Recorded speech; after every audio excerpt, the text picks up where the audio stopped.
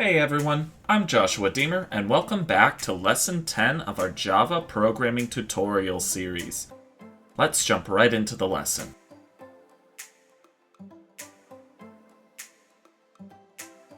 Now, if you guys are unclear or confused about anything that we've went over already, anywhere from the binary to the methods, I do recommend you go back to rewatch or practice so you can understand them more before continuing, because it does get more confusing. With that out of the way, let's go ahead and create a new project in Eclipse. So on the far right, we'll see create a Java project, create a Maven project, or create a project, import projects, whatever. If you're using IntelliJ or a different kind of IDE, this does not apply to you. You can skip this section, but I recommend staying until you see how packages and classes are made. So if we click create a Java project, we can create our new project, and we can name our project here. So I'll just call this tutorial. And you can set the Java version you want to use. I'm just going to keep it at the default that it's selected. That is, Java 17 is fine. Everything else I tend to leave as is. I do uncheck this create module info.java file. I do uncheck that. You can click next and manage more here, but I just hit finish. And on the left hand side, you can see I have a tutorial project. If I click this caret here, this drop down, then you can see that the JRE system library is here. So we have access to all of Java's library. This is all of the packages and classes and data types and whatever else you want to call them. Everything is in here, which they have made for us to make it much easier for us to program with. And you'll see this SRC. This is where our code will be. If you right click, you can make a new, and you can select any of these if you want. But what we're going to focus on today are package and class. So let's go ahead and click on package. This will create a package underneath the SRC folder. And you can see that it's asking for a name. And also you can see the SRC folder here. But you can see a name here. And what we can do is we can name it first package, or we can say default, but this doesn't really work because there's already a default package that is for that is with Java. But what you can also do is you can add dots. Okay, so if I say Josh.Deemer, what this will do is this, if I hit finish, this will create the package right here under our SRC. And if I open it up inside of our folders and click tutorial and go under SRC, you'll see Josh here, but there's no .Deemer. Deemer is a subfolder under it. Okay, so what I can do is I can go under SRC again, make a new package, say Josh.Hello. This will make another package. However, this inside of the SRC, underneath Josh, this will have Deemer and Hello. It's just a good way of organizing your code. You don't usually want it all under one package or anything like that. You usually want to organize it. Now what I usually do is, let's just delete them all, please. What I usually do is I usually just go ahead and say something like org.jdcomputers.src, like something along these lines. You can do like com.jdcomputers, me.jdcomputers, net.jdcomputers, stuff like that if you'd like. But you don't need to follow this kind of format A lot of people do follow this format, but it's up to you what you want to name your packages. JD Computers, you could change to Joshua Deemer, or maybe a username that you use or something like that. And then SRC is the actual folder that you want to put it under. So if I hit finish, it'll make it here. And then let's say you're making a game and you want to put it, you want to make a screen class. Well, what you would do is you could make a graphics category. So rather than putting it in the SRC, you could put it inside of graphics like that. Now to create classes, you're going to either right-click your SRC or right-click your package, new class. And if you right-click your package, it'll auto-put your package here. But let's say I'm going to rename this to other, something that doesn't exist yet, okay? And my name is going to be name. I won't worry about anything else. I'll just hit finish. You'll see that it'll actually create the package for me, okay? And up here, it'll say what package it is in. If you wanted to change the package, you can say SRC. It'll give you an error, but if you hover over it, you can move it to that package, and now it's under SRC. So let's go ahead and delete all of these.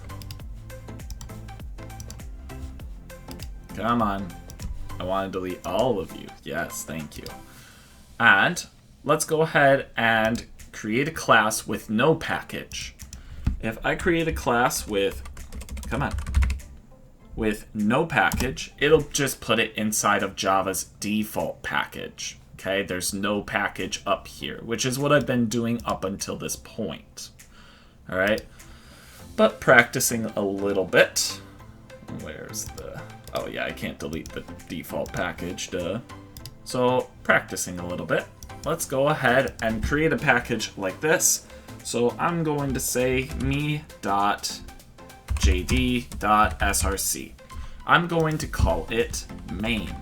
Now what I can also do is down here it says which method stubs would you like to create.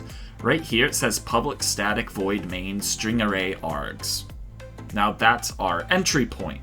So since this is our main class, I called it main, we can check this and click finish and it will create it all for you. That way you don't need to remember what your main method needs to look like or anything like that. And now we have our main class. Classes are tricky, like methods, so let's break them down together. A class's syntax is simple. It's public, class, and then your class name, such as the main we just made. Then you have your curly braces, and inside of it you have all of your properties of your main class. Classes are pretty useful for maintaining your code in a easy to understand way. And I'll show you right now. So let's go ahead and right click my SRC package, new class, and I'm going to call it car.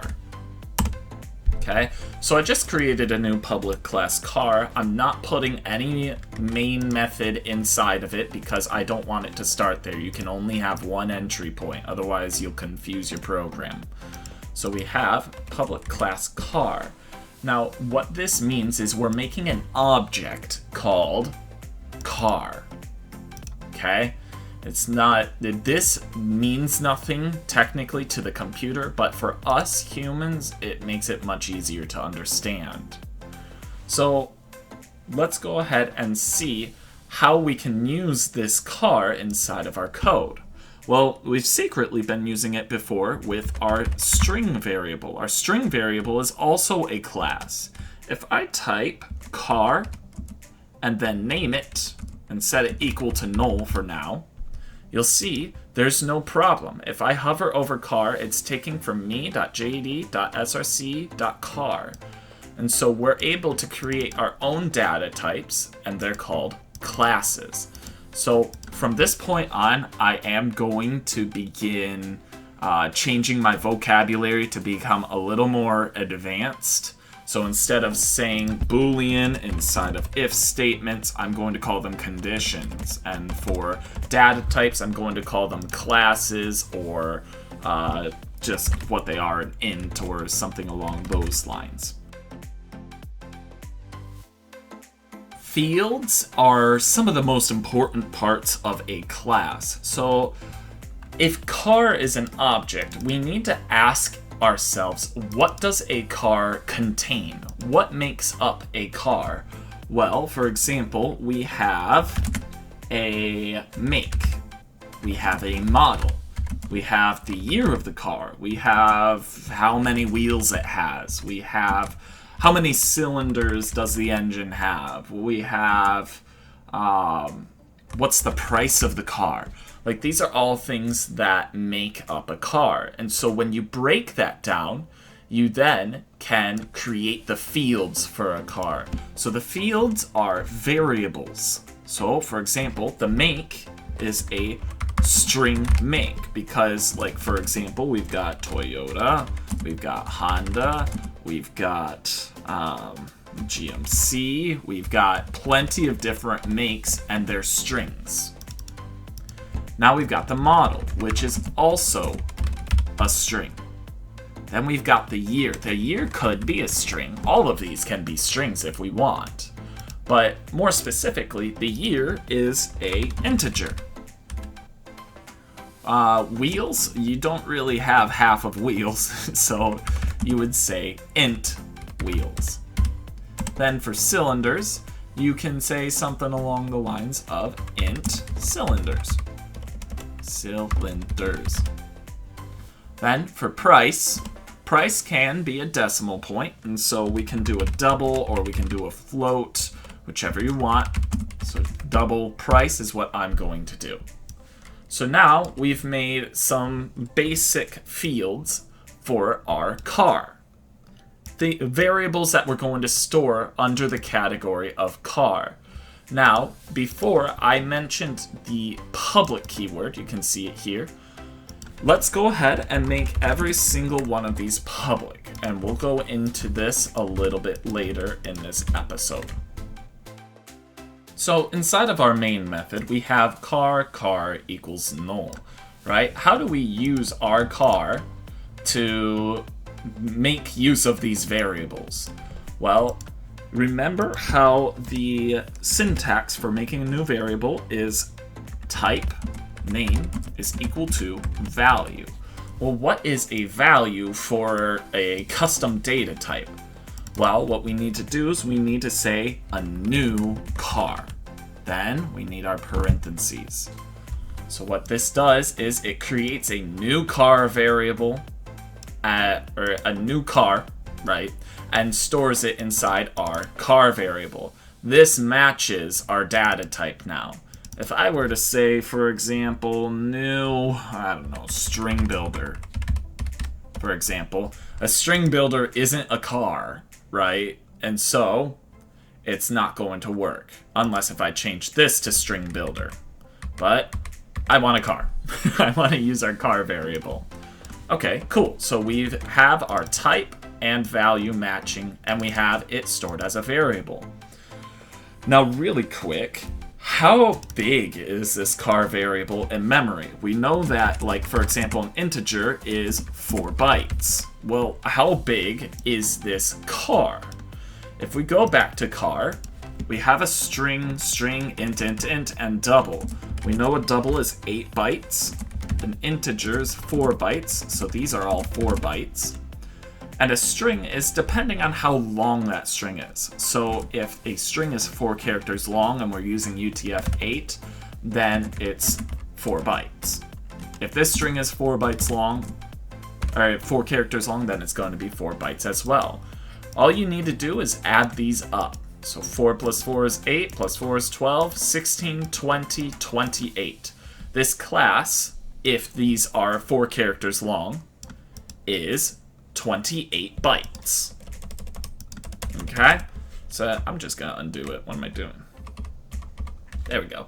So this class can be 28 bytes. However, it can have a minimum of 20 bytes if those strings are blank or null. Okay, so we've created our new car. What this does is it sets the default values of all of these variables. So in a year, the year would be 0, wheels would be 0, 0, 0, null, and null. Okay, those are the default values of them. So how do we go ahead and set those values so that they're, once again, useful? Well, what we do is we say car dot, and you'll see, well, we do have a few that we don't know about right now.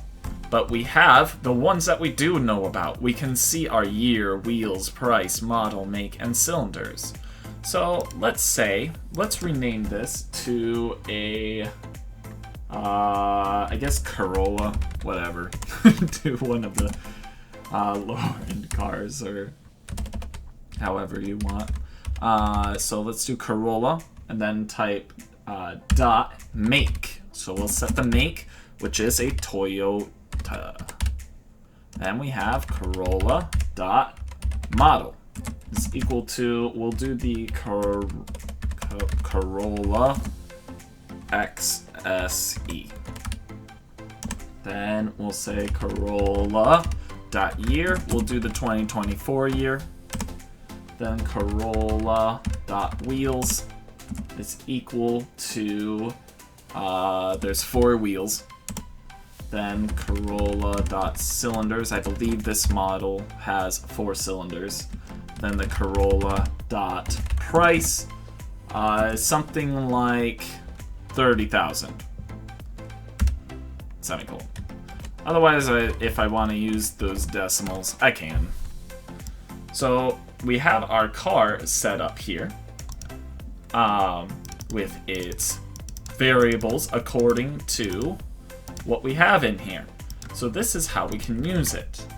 And to get them, we just need to do the same thing. So if we do system.out.println, and we say make plus Corolla.make, and then I copy and paste this a few times, and we say model, year,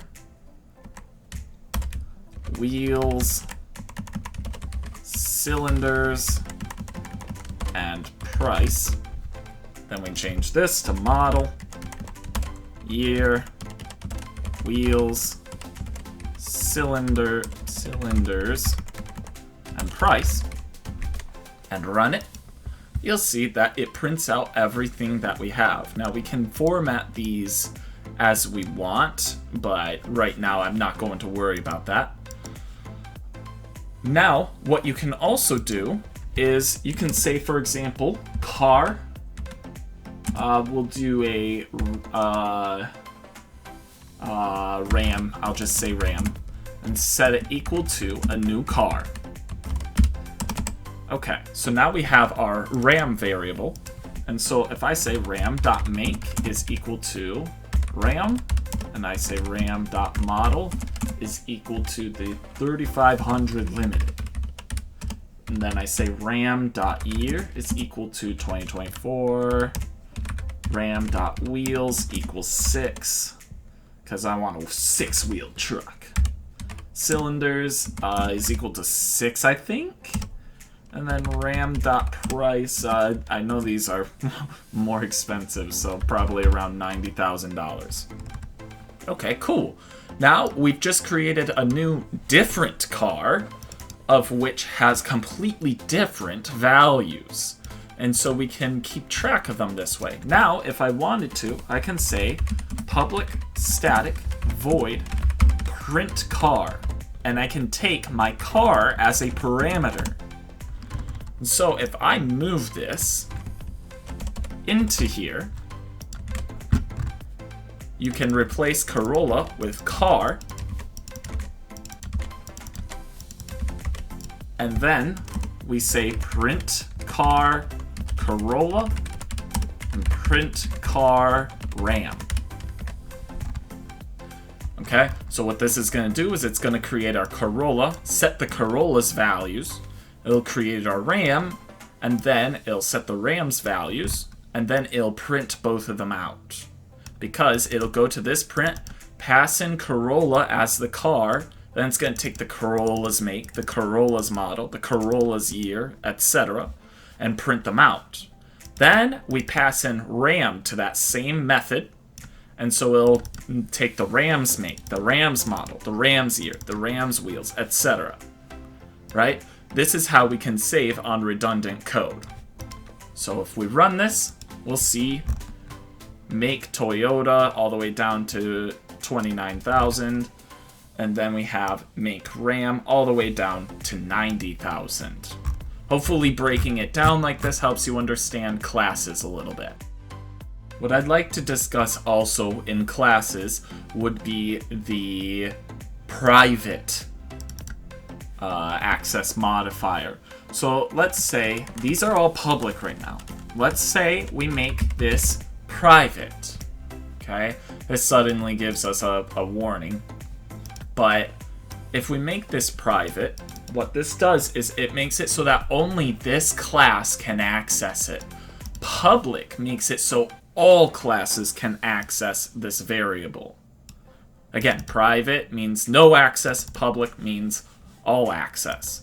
If we leave this blank, then only the classes in the same package can use it. It's called the default access modifier.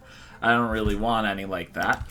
So if I say public here, this turned yellow because it says that it's not used, even though in main we do use it.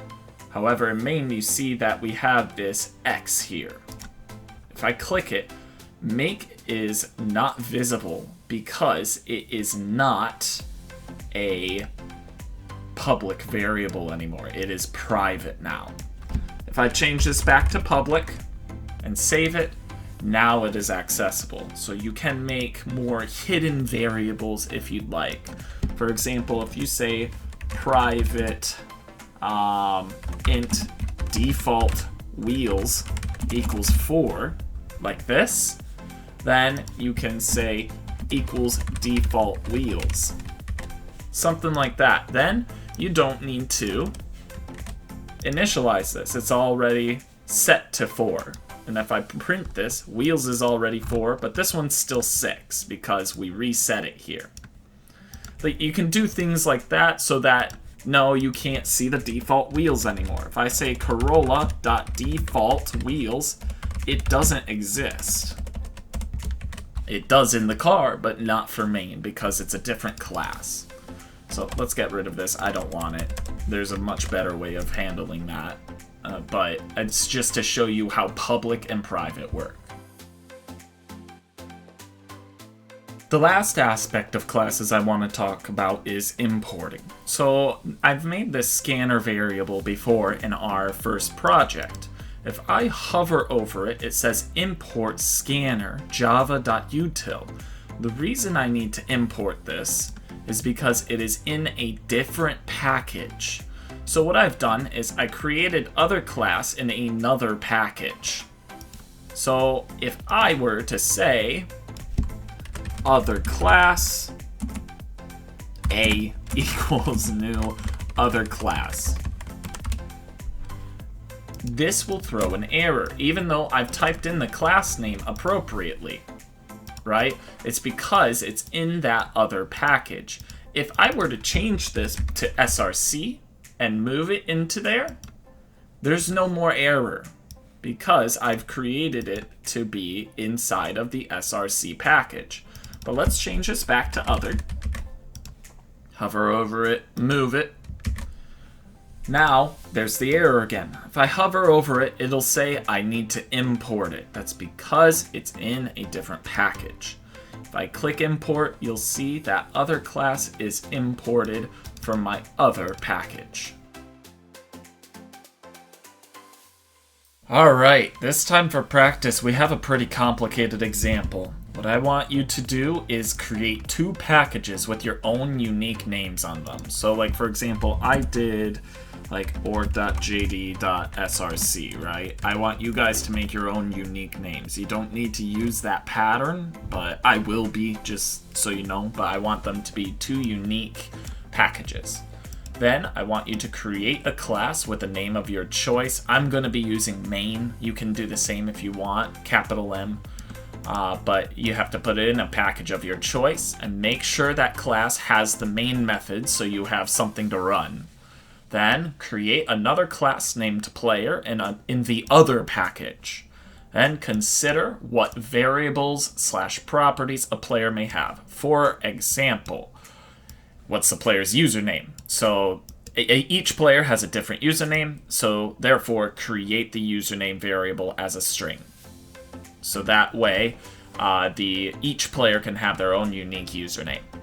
How much health does a player have? Is the next question you could ask. So therefore, create a health variable as a double or float. Okay? Do this 5 times, and you can use the 2 examples if you want. You can completely exclude those 2 examples if you'd like as well. So I want you to do that so you can make the player class a little more fleshed out. Then go back to your main class, create 3 instances of the player in your main method. So create 3 different players. Then set those 3 players' fields to unique information. Okay, you shouldn't be copying and pasting. You should be typing these all out individually so you can get the hang of it. Then create a method under the main method, like I did with the car, to print all the information of a player, and use that method to print all 3 players' data. You can go ahead and pause the video now, otherwise I'm going to fade to black and get going on this together. Alright, let's jump right onto it. So I'm going to go ahead and drag this over here so I can see it on my other screen.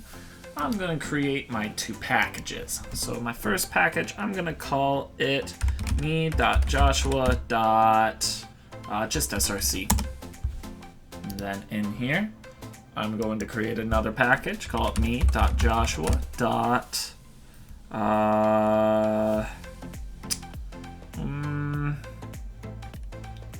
We'll just call it data. I'm not going to think too much about it. Then we are going to create our class. I'm just going to call it main. And we're going to put our main method in there. I'm going to go ahead and get rid of this and optimize it to how I like it. Or to organize it how I like it. And then I'm going to create another class inside of the other package and call it player. So now we have our player class and we have our main class. So what I need to do next is consider what variables or properties this player might have. So for example, we'll make it public and then we'll say string username like we did in there, or in the text file. And I'm gonna say public double health just like I did in the text file. Now what else is there to consider about a player? Maybe food levels. Maybe if they are... what else to consider? So there's food levels. We can do something like current X position and Y position. Okay, that'll work. So we'll do public double food levels, public float X, and public float Y. Okay, we've got our 5 fields. So now let's go back to the main class in our main method. And I'm going to create 3 instances. So player Josh equals new player. Then player, I'll just put my wife's name, Lydia, equals new player. And then I'll put our dog's name, Rusty, equals new player. You'll see that there's errors. It's because it's in a different package, so we need to import them. So now it's imported. Now we can use our player. So now I'm going to say Josh. Josh.username is equal to Joshua. And we're going to say Josh.health Josh.health is equal to 100. Josh.food is equal to 10. Josh.x equals 0. Just do that. And Josh.y equals 0. Lydia, her username is just going to be Lydia. Her health is going to be 59.2. Her food is going to be 2.4. Her X is going to be 100. And her Y is going to be 59.2 again. We have to add F because it's a float. Then Rusty, we're going to make his username the same thing, Rusty. Then we're going to say Rusty.health is equal to 77.2. Rusty.food is equal to 61.2. Then Rusty.x is equal to negative 55.2f. I don't know what's up with all my point twos. Rusty.y equals negative 12.32f. Wow, I'm so unique. Okay, so now I have created my three-player instances up here, and I have all three of them with unique values. So now what I'm going to do is make the method that it wants. I'm going to say public static void print player. And we're going to pass in a player. I'm going to say system.out.println, and I'm going to say player.username plus player.health plus player.food. Then under that, I'm going to say system.out.println, and I'm going to say x plus player.x plus y plus player.y. Then I'm going to print player and pass in Josh, print player and pass in Lydia, and print player and pass in Rusty. If I run this, we'll see Joshua has 100 health and 10 food, 0, 0. Lydia has 59 health and 2 food, 159. And Rusty has 77 health and 61 food, negative 55, and negative 12 as a location. Now, keep in mind, this is not everything to do with a class. Classes get much more complicated than this, and we'll delve into it a little bit more in the future. That's the end of this episode. Next episode, we will be covering value and reference types in Java. Thanks for watching. Feel free to comment what your thoughts are on the series so far down below. Don't forget to like, subscribe, and ring the bell so you don't miss a video. Bye!